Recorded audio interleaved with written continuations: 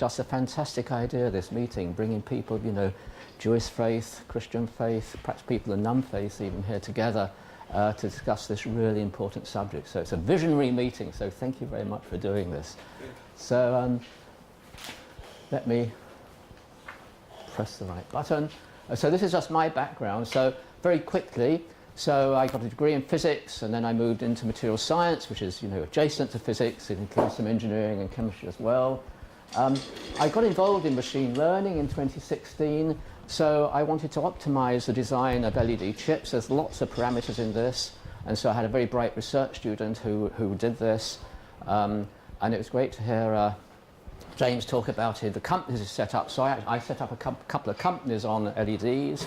We discovered a way of making them more cheaply, and then a company in England took over our companies, is now manufacturing LEDs and selling the LED chips and selling them to Philips and GE and companies like this.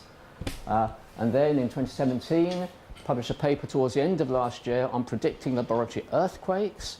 So at the moment, the acoustic signals emitted before an earthquake happens gives you 10 seconds warning.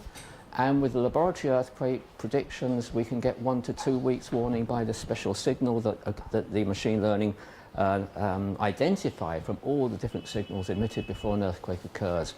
And now the key question, of course, is does this happen in real earthquakes? And this is being tested at the moment. And the initial results are very promising. So we may have a technique using machine learning to give 1 to 2 weeks predictions of an earthquake, which of course could save a number of lives. So that's a positive application of machine learning. I've got a great love of the Hebrew Bible, and I probably spend at least as much time reading the Hebrew Bible as I do reading the New Testament. So great love for that. I published a couple of articles on a number of Israelites in the Exodus.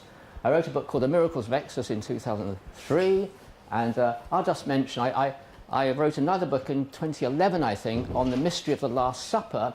And this tackles, or tries to tackle, what's been called the thorniest problem in the New Testament, and that is that Matthew, Mark and Luke rather clearly describe the Last Supper as a Passover meal, whereas John equally clearly describes the Last Supper as before the Passover meal. And whatever you think about the nature of inspiration of the Gospels, it's a mistake you wouldn't expect anyone to make, because the Passover meal is just so distinctive. And these are Jewish people at the Passover meal. And so it's a very curious mistake to make. And I mention this because in my book, I believe the clue to this is in the Hebrew Bible, right? So I argue from the Hebrew Bible that in fact all 4 Gospels are correct, but it's a detailed explanation, so I won't go into it here. But the Hebrew Bible is just so it shows in many ways the Hebrew Bible is just so important in understanding the New Testament, right? The New Testament builds upon this, and lots of symbolism and imagery. Hebrew Bible is just critically important for that. I'm interested in biblical chronology and the dates, trying to use science in particular to reconstruct biblical events like the times of Joseph, when might Joseph have lived, when might Moses have lived, when was the conquest, and so on. So I'm interested in these on biblical chronology, which is quite tricky. So with science you have to move very rapidly because there's lots of competition throughout the world. Biblical chronology, you can move quite slowly because the competition is limited, you know, just a handful of people probably doing this. Right, so I'm going to start by saying God uses big data. So in the beginning, God created the heavens and the earth, and so however you may think the heavens and earth were created, this must have involved a huge amount of big data. Just think of the data required to create this marvelous university. And then think of the data required to create the heavens and all the earth. So this was God using big data. If the creation was a Big Bang, then think of what must have been encapsulated within the Big Bang. Right? All the laws of physics must have been there, so that the expansion of the universe was consistent and underpinned by these laws of physics, for example. A verse from the Psalms. Psalmist says, "You know when I sit down and when I rise up. You understand my thought from afar." Right? So the psalmist is saying God understands his thoughts moment by moment. The implication is he understands your thoughts and my thoughts moment by moment. Think of the big data involved. If this occurs to everyone on Earth, which is, I think, the implications of this verse. It's quite staggering, the amount of data that God must be involved with. If we go to Jesus speaking in Matthew 10, not a single sparrow can fall to the ground without your Father knows it. So, of course, this may be a figure of speech, but what does that mean if it is a figure of speech? He's saying that God has a detailed knowledge in real time of our world. And just one final quotation, the very hairs of your head are all numbered, and then Luke is sort of saying, just in case, you know, too much emphasis is given to sparrows, he says, you are worth more than many sparrows, right? So the very hairs of your head numbered, again, maybe a figure of speech, but it does mean great detail. God has great detail about all of us in real time. And then this is looking at relative worth. Of course, you know, some people will argue that animals all have the same sort of rights. This is putting that correctly. You know, we are all of much more worth than sparrows in the sight of God. So God has very detailed knowledge about us and our worth. So this is something on which the Hebrew Bible, as in most things, Hebrew Bible and the New Testament agree, and that God knows about each one of us in detail, in real time, about even our thoughts. And so just multiply this knowledge by a number of people in the world today, and then add to that the number of people in the world in the past, and if you like, add in the number of sparrows, right? So this is just huge. Sorry? And the future, yes, thank you very much. And the future, that's right. And I'm sure the rabbi would say that God's beyond time, outside of time. So God has this information simultaneously, probably. Yes, yes. So just huge amounts of data involved. So God uses extremely big data, huge data. And God is good and God is just. So God uses big data for good. And I tentatively put this up. God is big data, right? Is that an attribute of God in the same way that God is love and God is good? Of course, God is love and God is good, and God is good and God is just are in a sense more fundamental. But nevertheless, there's so much big data involved in what God does. Is that an attribute of God? So let's move on to robots. And let's start with looking at robots versus humans. And the present. What is the situation at present? So we all know this. Robots can today be very useful. In surgery, they can be better than the best surgeon because there's no shaking of an arm, of a hand when the surgeon's performing very delicate surgery. So very delicate surgery can be performed better by robots. Car assemblies, of course, very precise car assemblies now by robots. Remember, they're not always useful, and this arose this morning, and maybe people won't agree with this, but the automatic trading system was triggered, I think. That did trigger this financial crash. So even today, big data, you know, can have problems. And then robots are beginning to form relationships. So there's something you can buy now. It's called the Jaibo Robot, and the advertisement says it's the first social robot for the home. And then it says the relationships he forms are the single most important thing to him. And the cost, if you're interested, is $899. So this you can buy now, and people are using this to form relationships. And this is just going to increase in the future as the robots just get more and more powerful artificial intelligence. Robots are being used as therapists. It's called the Ellie robot. It's being used now by the US Army for post-traumatic stress disorder. And the interesting thing I put in yellow is there's been a survey of servicemen who've used the robot and used people, and they actually prefer the robot to the real person, right? They prefer talking to the robot. They think the robot actually gives better advice. And that's happening now, right? With a, yes. My nephew is a psychiatrist. Yes. He has a small Labrador. And he sits with people with PTD, charges $250 an hour. Right. And people talk to him because much freer than they talk to my nephew. Right. And he sees patients. The dog sees patients. Right? Right. Yes, of course. I don't know if maybe he's just a puppet, but he sees him sympathetic and yes. He's a psychiatrist too. People open up to the dog. That's right, and probably the same with the robot. Yes. Although it's a difference of degree, I don't think it's such a new thing in some ways. I was thinking of the statues of Easter Island. because they all face inland. And if you're living in the middle of an ocean, and you've lost contact with the rest of the world, then you build build statues of faces. Yes. Yes. To represent the rest of the world pointing inwards. So I think in the Old Testament it was all eyeballs, but it was. I think the desire to relate is so strong. We can certainly do it to inanimate things, and we have done for a very long time, one way or another. Right, yes, that's right. And of course, the ancient Egyptians related to the statues of their gods. Yes, yes. But, yes. No, that's true. I do think this relationship is at a different level, perhaps, in that the robots are talking back to the person, and giving them advice. And it's at early stages, but it's showing what can happen now. This is partly to do with psychoanalysis. Often the questions repeat what the patient said back. So yes. They do, the psychoanalytic robots are able to pass the Turing test for a lot longer than any other robot. Right. Yes.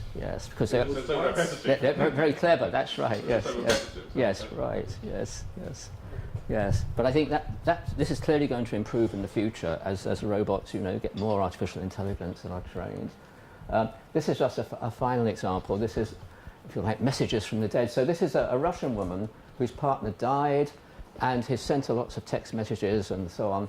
And so she fed all these texts into what's called an artificial intelligence chatterbox, and this then composed new texts based on, the information that it had. And every day, her and the man's mother receives texts and tweets from him every day, which they find to be a great comfort. And then an American woman has built upon this more recently, where she had, warning that her husband was going to die because he had, I think, cancer, and so he lived for 6 months before dying. And she just brought a robot into the room, into the bedroom, and this robot just listened to their conversations. And now the robot is sending her messages, after he's dead. I mean, it's slightly strange, and slightly scary, but this is what's happening at the moment. And these people are deriving comfort from it, rightly or wrongly. It's Superman's relationship with his parents made real.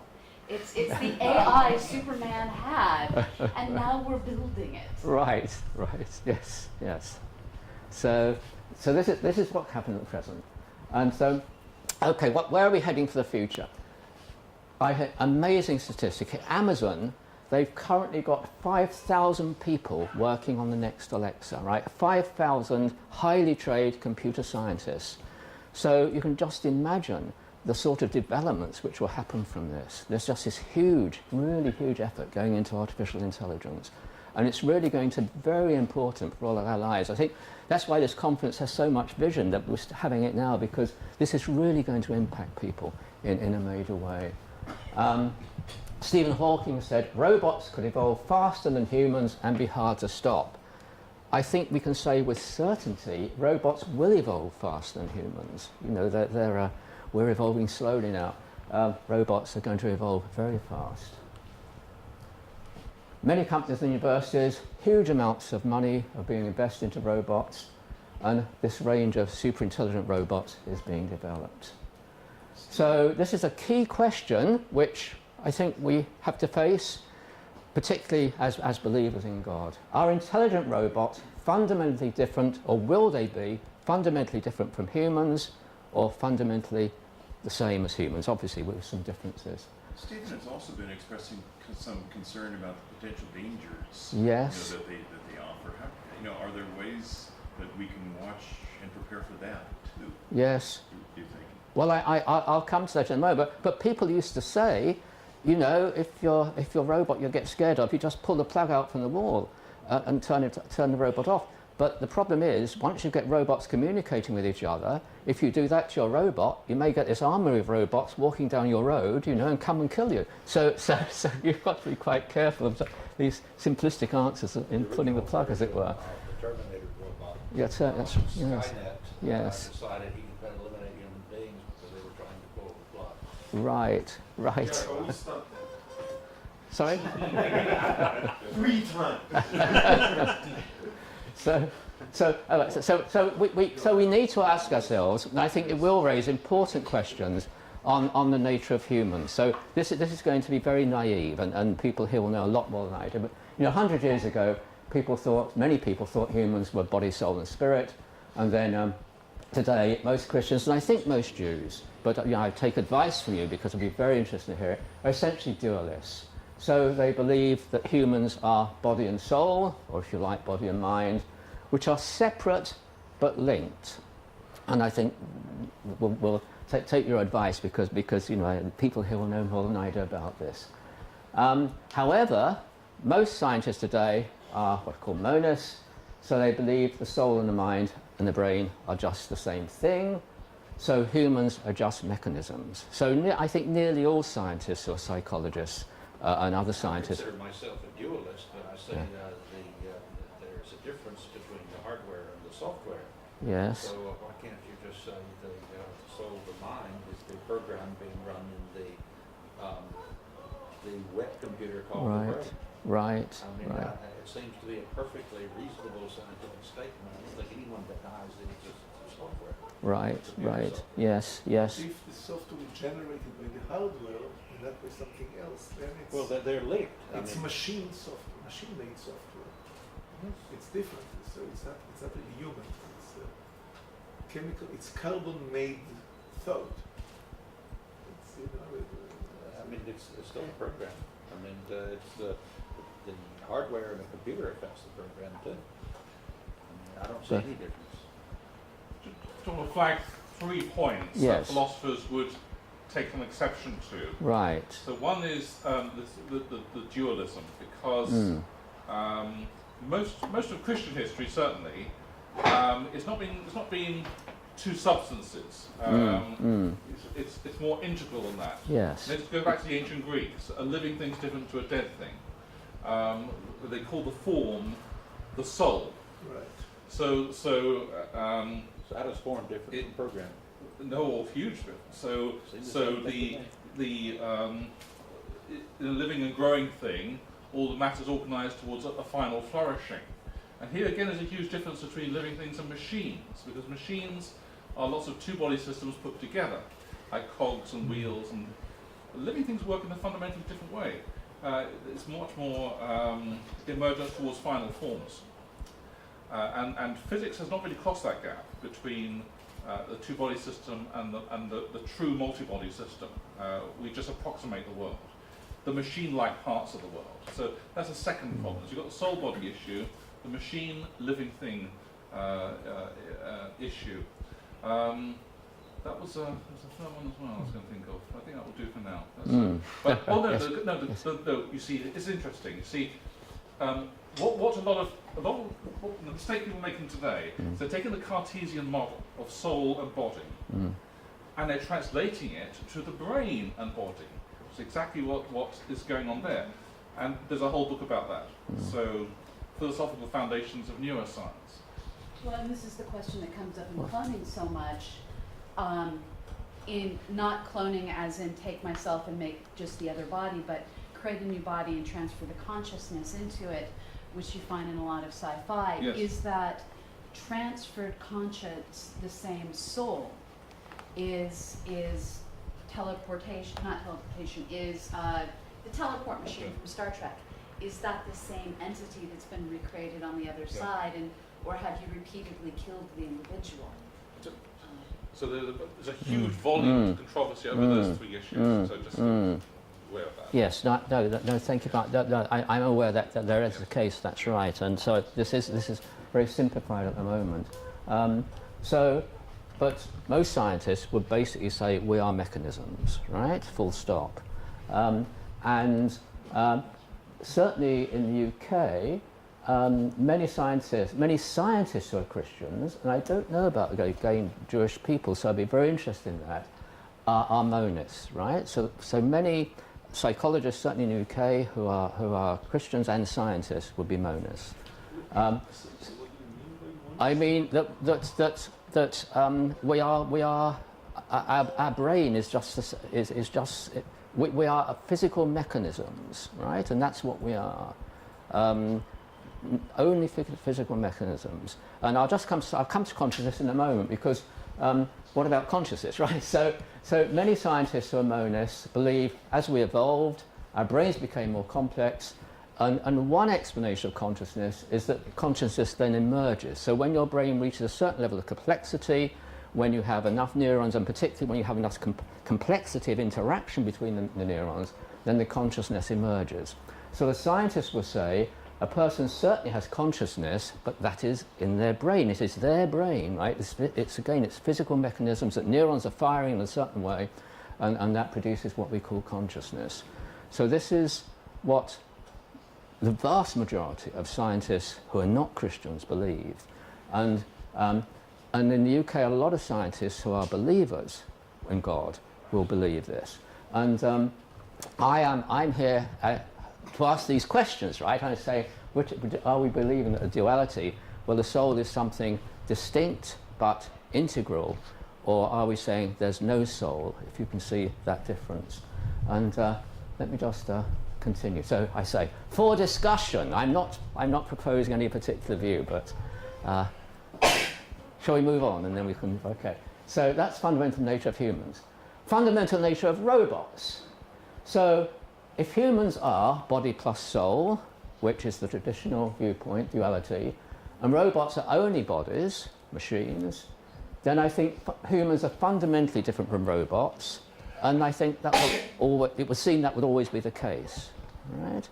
However, if humans are only bodies and robots are only bodies, then in the future you can envisage a situation as robots evolve and their complexity of their brains increases, or their electronic brains increases, they could acquire consciousness, right? So if you believe that we're just machines, robots are clearly machines, then if consciousness is an emergent property of complexity of brains, you can foresee the possibility that robots might acquire consciousness, and robots could become fundamentally the same as humans.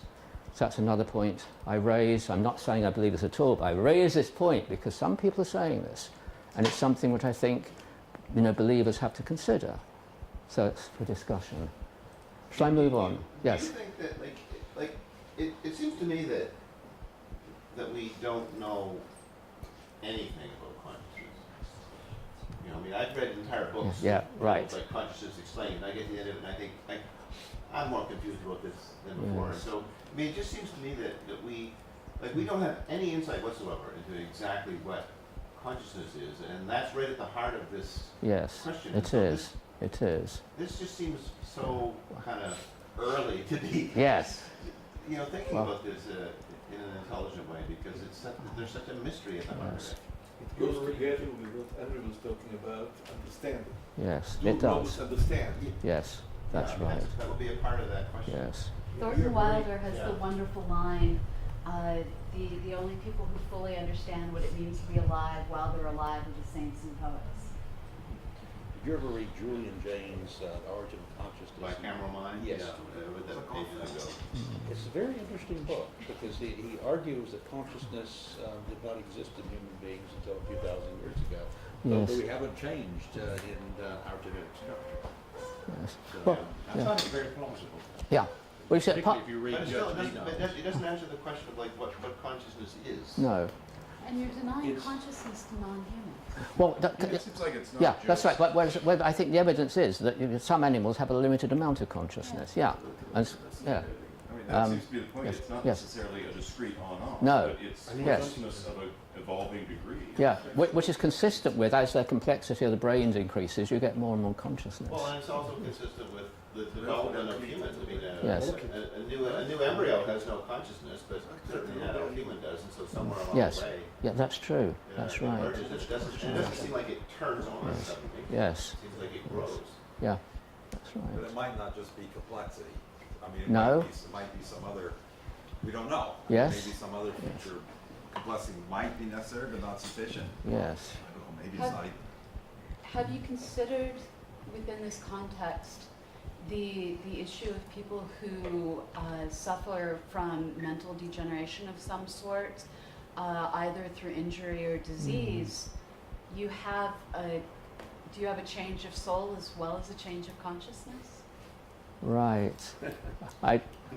I guess a monist would say it depends what part of the brain is damaged. This would cause medical ethicists in the early 70s to say that someone who is unconscious is really dead because he lost his soul.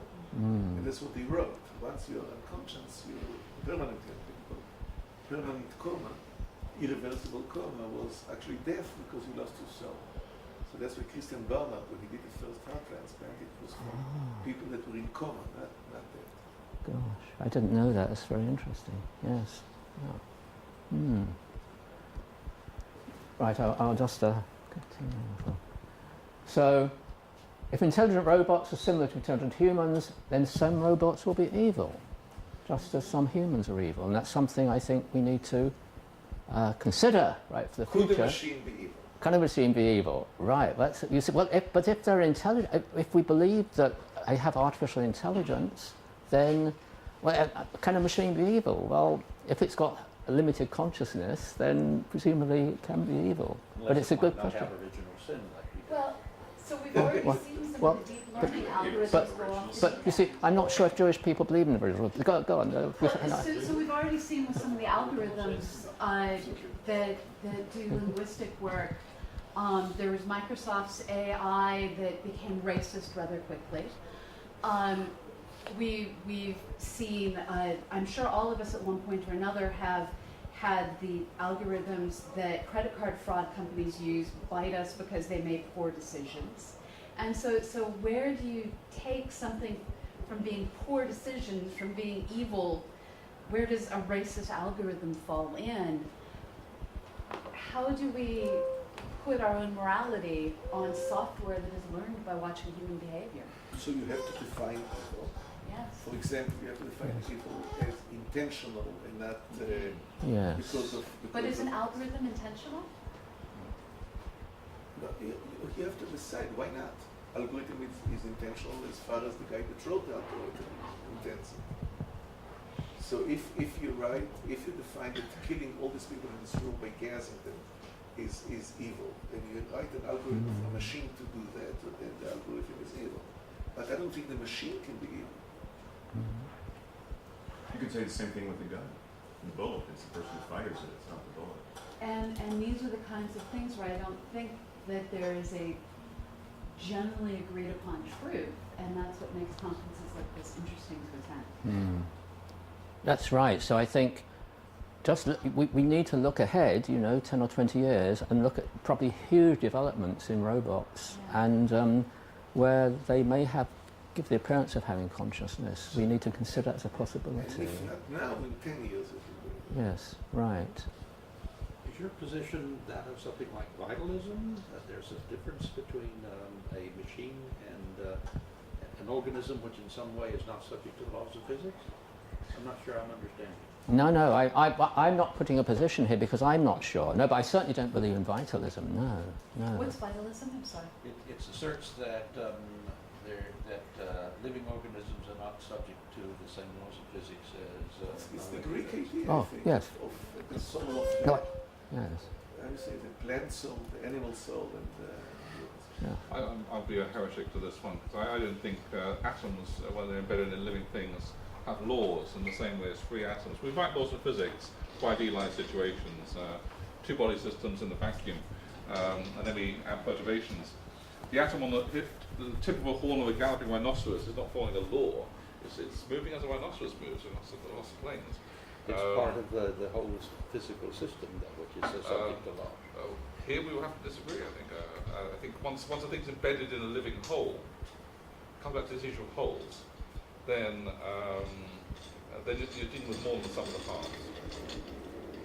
Or we would Physics have to allows dispute. that. Yeah, well, that's an interesting discussion. That's It is right. very Yes, interesting, is the whole greater than the sum of the There's a parts, or is whole it? Yes. war Yeah. going on that Yes. issue. Yes. That's right. Yes. That's Yes. right. And yet it's The still real constrained by the amazing- gravity and the non-gravitational forces. Here's a funny one. If you put now, it's thermodynamic physics. If you put three masses together, you often get less than the sum of their parts. If it's a balanced state, it'll be energy They release. bounce, exactly. So you see, even in very simple physical systems, even something as simple as mass and gravity But we can predict that by Feynman diagrams. Oh, yes, but it's an illustration that things as wholes already behave rather differently to things as parts. But this is But are already you- covered in the laws of physics. But if you're Yes. proposing that they act differently, I mean, of course, I think most physicists would be skeptical of that. But I mean, it's an interesting. Would there be any way to test it? I mean, it'd be an interesting thing if it really behaves differently from what we believe the laws of physics would give for these situations. Then, in principle, you might say there's somebody way to test it, but maybe in practice it's impossible. Yes. Well, we don't have laws of zoology in quite the same way as laws of physics. As soon as No, you but go I mean, if you say you've got some quantum state for your system big enough to contain for the thing to evolve by the laws of physics, then it's a question: does it really evolve by those laws, or is it different because somehow it's in life? I think most physicists would believe that it's the same laws of physics that apply. Of course, the laws have to be applied to a quantum state that has a huge number of particles and so on. This is where we have a philosophical disagreement, because we have to decide what laws of physics mean and what are they simplistic? Are they simple representations of the simplest systems? Are we dealing with the universe of space-time and a box of laws, or are we dealing with things that have powers? But it's a many-body problem, isn't it? Yes, You're talking yes, about, and yes, and I think we're saying that the laws of physics would apply to that, but it's just too complex for physics to handle at the moment. If you see what I mean. Progress in Here, even here, you see Yes. a three-body problem. I mean, in fact, Yes. there are a three-body problem for years. Yes. And as you know, Newton couldn't integrate the three-body problem. Mm-hmm. And we thought it would just take a long time. Eventually we'd do it. And in Poincaré proved it couldn't be done in the general case. Now, it took me a long time to realise the philosophical implications of this, because it's not just a matter of degree. The whole is more than the sum of the parts. I mean, here's something we don't get in laws of physics, but we do get in complex systems. We get teleology. We get systems moving towards final forms. And that gives us an arrow of time, which you don't get just from Newtonian laws or two-body systems. So we get fantastically new metaphysics when we get complex systems. But I mean, all of that can occur under the laws of physics. I mean, there's nothing in that requires you to abandon the. I'm not abandoning the laws of physics. I think they're great for what they do, the quantitative behavior of two-body systems. But as soon as you get complex systems, you get a much richer. Right, but the laws of physics I mean, of course, it gets too difficult to calculate, but I mean, the laws of physics are believed to govern. I mean, they determine what happens. It's not always deterministic, and it's not just a matter of So two give me different the factors. example of an So non-deterministic. is it that you think that there are other laws than the laws An that electron you're for a familiar slip. with? Sorry? An Or is it electron that for a these slip. living Electron, atoms using electron, those which is laws? More deterministic than classical mechanics, raising the mathematics. Can I suggest that we talk about this later, because it's slightly off the robots? Yes. Yeah, I mean, you have to use the quantum. Yeah, it's a really good thing for discussion, but it's getting a little bit away from robots. So let's cut. All right. This is just a final. Evil humans could use evil robots. That's something to think about. Yes. And then robots and humans. We cannot read human minds at the moment, and perhaps we will never be able to. But we look at their actions, and What do you mean by read human minds? Because we're now getting to the point that we can tell what people are thinking using different computers. I'm sort of saying that at the moment, I don't know what your next action will be. Like, you may put up that glass and have some water from it. And I don't think anyone at the moment can say what your next action will be. So we can't read your mind. But we can look at what your actions are and get information about your mind. So if you killed someone, we might think you're a murderer, for example. Yes. Sorry, that's a terrible example, but yes, you know what I mean. But basically, you're saying behaviorism, basically. Yes, yeah, that's right. And I'm saying, and the same is for robots with artificial intelligence. So when was it Deep Blue? Was it IBM computer which beat the Kasparov? I mean, Deep Blue was programmed, as we all know, and so the moves that Kasparov made, which were televised at the same time, which chess players analysed, we say we know why he made that move. I mean, all expert chess players were involved in the programming of Deep Blue, and so Deep Blue knew all the many classic chess moves, and beat Kasparov just he had just a greater memory of all these moves. When AlphaGo, which of course played by itself to beat the world's best Go player, people are still analysing what AlphaGo did and still don't understand some of those moves. So, you know, with artificial intelligence, we just do not understand how the robot mind is working. But again, we can go on the behaviour, and we don't know how robots come to their decision when based on big data, and it's somewhat similar to humans. So this is a sort of parallel I'm suggesting between robot minds, if you like, and human minds. And at the moment, robots are working alongside doctors, I think in a number of countries, but the situation at the moment is they're helping the doctor, but the doctor's in charge. So the doctor may have in his surgery a robot, the patient comes in and describes the systems, and the robot searches its great database and so on and comes up with some diagnosis and a solution, and the doctor listens to that and can override robot decisions. But you can envisage in the future that when people analyse whether the doctor overriding robot decision was a good decision to make, it may not be a good decision in many cases. So you may in the future have a situation where the robot is actually in charge of the doctor and listening to the doctor's advice and then making the final decision. And that could happen if analysis shows the robot's making better decision than doctors, right? So, and I can envision this sort of thing happening because I think there will be a time when robots will make better decisions than doctors probably. One study was already showing that last week. So, okay, really, that's interesting, right. And then, okay, slightly different, but, right. This is Professor Prima. Okay, I should hurry up and finish, I should. Soon. No, Yeah. he's listening. Okay, He's right. listening in. Okay, fine. So this is an interesting question, I think. Should robots replace jurors on juries? And I'll give an example where I think this would be good. So I've been involved with some patent cases and patent law, and what the American lawyers have told me is that juries in America just do not understand the patent cases, they're too complicated. But what they do, what juries do in America is, they listen and they like the most attractive lawyers and solicitors. So the people who win cases, patent cases, are the people who have either the most physically attractive women speaking or the most handsome men speaking, right? And so that's what wins the cases. And so you can envisage in these situations having robots would be rather fairer than having humans. But then you can say, would this be good for any criminal case? Because the robots are taking the emotions out of the situation.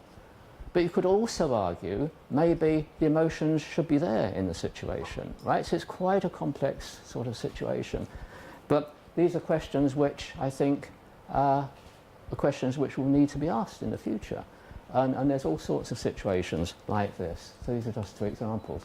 This, I think, is a final slide I have. Did AlphaGo actually enjoy beating the world Go champion? Right, so and we all say no, I'm sure. But you know, in the future, again, if robots become very complicated and develop some sort of consciousness, might they enjoy this? I mean, I don't know the answer. These are open questions, but I think they should be asked. You know, do we enjoy winning? You know, could we enjoy is only a chemical reaction that is Yes. parallel to something that happens in the computer's mind? Right. Well, that's right. So scientists would say enjoyment is a chemical reaction in our brain. That's right. That's right.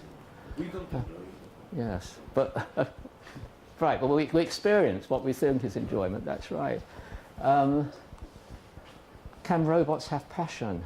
And again, we would say not now, but maybe. You know, we should envisage this as a possibility in the future. Right.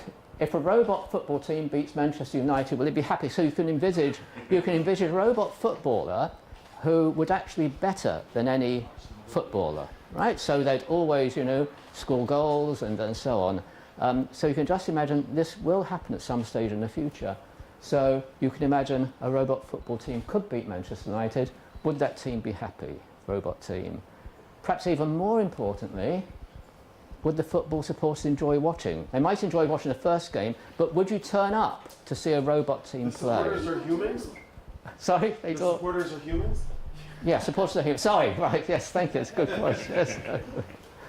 Yeah, so would humans enjoy going to see? Now, I think they wouldn't, because people... Botball. There is buttball. Oh. And it's depressing to watch, but still not. people cheer. It's fun. Because they move for 30 seconds around themselves. There is such a competition. Right, okay, yes. And everybody cheers. But would, okay, I didn't know that, so it's good to know. But would they enjoy going to see, queuing up to see Manchester United and standing in the rain for an hour and a half or something while the match is played, and week after week? I suspect not, but I may be wrong. Because part of watching a football match is the emotions involved, and part of it's watching people make mistakes. Have you seen, I just wrote down her name because I keep forgetting it. It's Kate Darling's work at MIT Media Labs. No.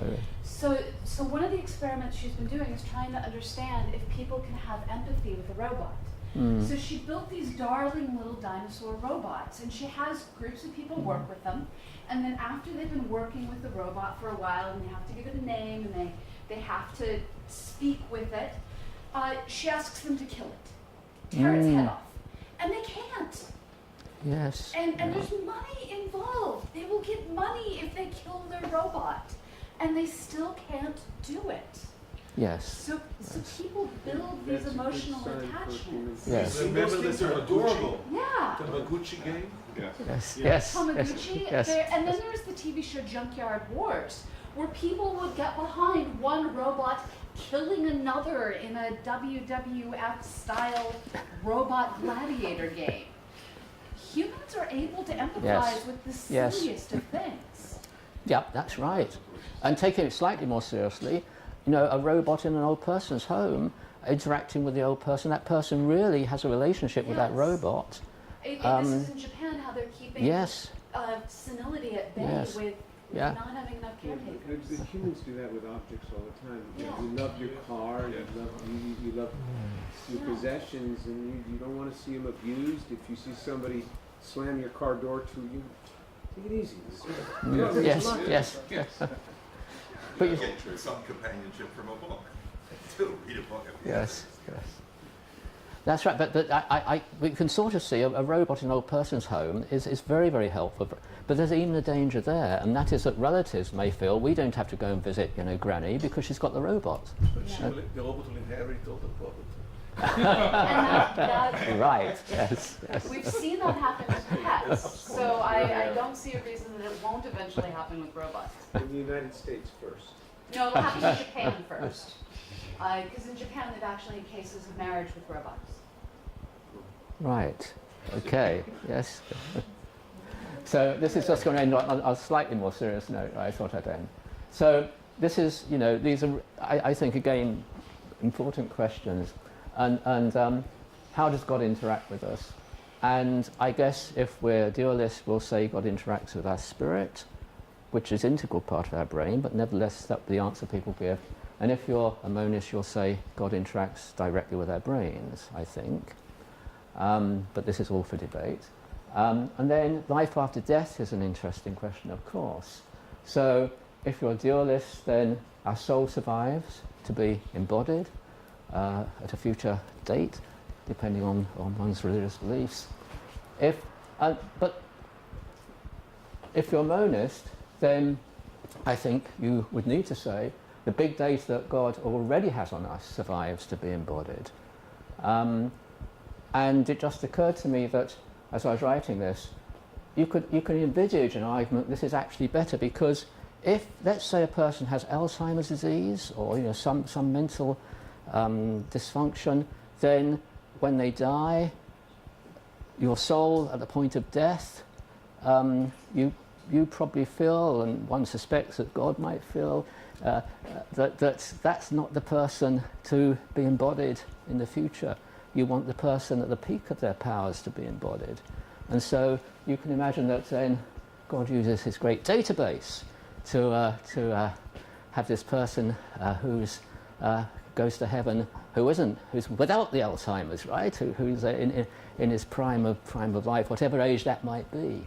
I'd encourage you to read Merle Lafferty's 6 Wakes. It's a science Okay. fiction book that deals with, instead of having the 3 laws of robotics, it becomes the laws of cloning, where you can transfer your consciousness from one body to the next. Right. And they have to deal with, are you allowed to reproduce in your secondary body? And they decide no, you only get to reproduce in your primary body. Then there is the question of, can you cure what ails your body when you get passed into the next one? And it's determined that injuries you can, but birth defects you can't. And so these are all the kinds of ethical questions as we start to perhaps reach the ability to not just recreate the liver, but recreate the leg, the arm, transfer the head. What are the ethics, and what is simply the body? What is the soul? Can you kill one without killing the other? This is the Lafferty book? Yeah. I would No, certainly hope that when I'm resurrected, it's better than I ever was at my Yes. prime. Right. Yes. Okay. So right. So and I think I would I would very tentatively say that our resurrection bodies will probably not be carbon based and DNA based because they are subject to decaying death. Our resurrected bodies would be subject to some different laws of physics where we are immortal and don't have any pain and no injuries or yes. Does that answer a question then about? No, I'm discussing an intermediate case. Yes. If your body is dead, you're not resurrected, but you've got a clone. It seems that that's So option but C. if we ask if consciousness emerges only from a carbon-based or organic-based, then that's answering a question about robotics. Or also, if it's not necessarily carbon-based or need to be, then that also would suggest that it's answered about robotics too. That a robot, given a large enough neural network, should have self-awareness arise. If it need not be carbon-based, organic-based. Or a mixture. You insert a chip in someone's brain. And that, I read way too much science fiction. The Bobverse books No actually, such thing as way too much. the Bobverse books actually take on this idea of, you can download the human mind, and the idea when they first started downloading the mind was eventually in the future, instead of cryo-freezing the brain, you download the brain and someday you'll be able to recreate the body. They never figure out how to do that. But then they need to create advanced spaceships because the Earth is dying, and the only thing that can handle the spaceship is the human consciousness downloaded into Then the it's spaceship. like software. This is the model that Frank suggested before, that the soul is the software. And the question becomes, if you download the same neural network into multiple computers, that's no longer the same person, is it? And so It's there are identical these- down to the quantum state. It's the same person. But if it's different, it's the same as identical twins. Identical twins are the same genetically, but they have different souls. They're And- different people. They and become distinct at the moment the blastocyst collapsed. And the idea here is, the second you download the body, there's going, not the body, the neural net of the brain, you're going to have quantum differences between them. So every reproduction is now creating something new, but does that something new have a soul? These are all interesting questions that luckily we don't have the technology that requires us to answer, but we can begin the discussion before we begin building the technology. We have 5 more minutes. Okay, so talking of science fiction just reminds me that Douglas Adams, in one of his books, has a monk with artificial intelligence who Yes. then prays for other monks. Yes, it's a right. labour saving device. Right, Yes, I remember. The electric monk. right, that's right, yes. Are you done? Because I wanted No, to comment. very quick. I just got one more thing to put. I think this is the end of it. So this is, again, highly controversial question, but I mean, I'm sure we'll all say no to this. But it's just worth thinking about. But if robots. God is the big data of everything, Yes. it's the big data of robots also. Yes, that's true. Why not? Why not? I So know. why don't robots will Yes. have life after death? Yes, and it's not dissimilar to the idea of people on other planets. It's not maybe linked in, if there are. Yeah.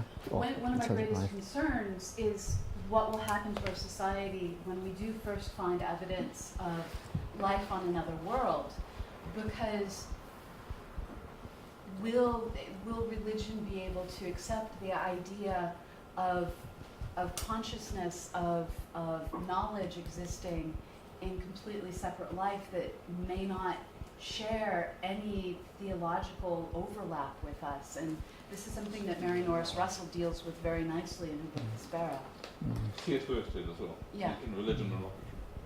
This is That what one didn't make me cry. and the as Jesuits, London the Underground. Jesuits that came play to a- Australia thought about the Aborigines. Brother Guy Carson did. Yes. It's the same question. Check neurobiology here. Francisco Ayala told me he thinks that the probability of Yeah. evolution on a planet other than Earth is something like 10 to the minus 100 power. Now, if you have an infinite universe Yeah, with an infinite number yes, of I know, Earths, you're yes. going to have some, Yeah, but not in our past lifetime. Yeah, it's multiplied a very big number, very small. Yeah. And George Gaylord Simpson said the same So, thing. so, And Ernst Mayr told me the can same thing. yeah, James just So, put, so as far as the whole body transplant, that's exactly why we cut the spine at C5. the Right. spinal cord, because all the plumbing has already been done. That's easy to do. In fact, the whole body transplants have been done with rats and with monkeys and with dogs. They only get about 10% of the function because of the spinal problem. And that was the first insertion point for why we did this. So then you'll be able to take a brain-dead patient and use their body and a person who's lost their limbs and put the head on the right. good body. As far as the information and matter, you know, the information is primary, the matter is secondary. So I could, when I first type on my computer, that's going into DRAM. When I hit save, that's either going into a magnetic memory or it's going into a flash drive. And when I upload that, that is going through a wave in the air through some electrical wire now that's going to end up in a server farm and back in flash memory. So it's gone to all these different mediums, but it's the same material. And they first wrote it on a piece of paper and then It's the typed same it in. information. It's the same information. So the information is primary, the matter is secondary. Jesus said, every careless word that a man speaks, he shall render account for in the day of judgment. By your words you shall be justified, and by your words you shall be condemned. So the information remains. We believe the words of Jesus. The information remains after we're dead. The information is there, and it remains. And you get the same understanding that Abel, though he was dead, he was still speaking. The body was dead, the words were there. And so this whole idea that information is primary, matter upon which it is saved is secondary. So where does God save the information? We don't know. But you can put all the information in humankind that's ever been in anyone's brain, and you can add that up. And that's, you can store all of that in a gallon of water if you had each one of the water molecules encoded with a bit of information. So it doesn't take much volume. However he stores the information, he stores it. But the matter is secondary, and you see the same concept. It says, in the beginning was the Word, and the Word was with God, and the Word was God. So information, the Word was in the beginning. And then in verse 14 of John chapter 1, and the Word became flesh and dwelt among us. The information was primary. The matter was second. He took on flesh. And so then you had this merging of the information with the physical matter. And the last thing I wanted to point out was robots. There's all this presupposition that we understand the origin of life. People make grand proposals that are all a bunch of nonsense. And I'll show you an example of where this hits with robots.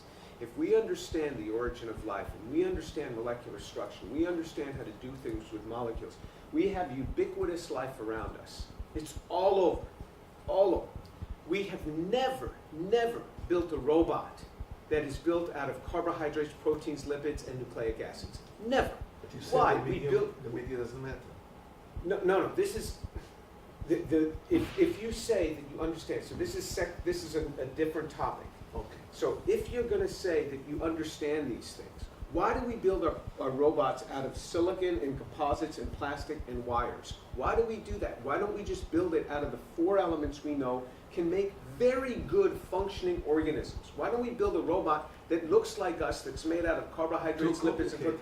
way too complicated. So we make the suggestion, we understand how life forms, we can do all these things, we can make artificial cells, which is also a bunch of nonsense. The authors of that paper never even called it an artificial cell. But this idea that we never build a robot that's out of the same material that shows you how far we are from understanding what life even is. Even if you put all those constituents together in the same place, we don't even know what it is that gives a spark of life. What is life?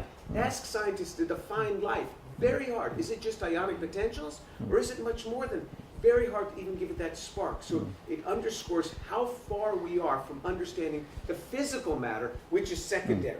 The information is primary. And we see that same sort of thing. Yeah, no, I very much agree. I think that's right. It's a good, but I think there's a lot we don't understand. So this becomes maybe just the beginning of something bigger in the future. Right, thank you very much. Thank you. Thank you very much. Oh.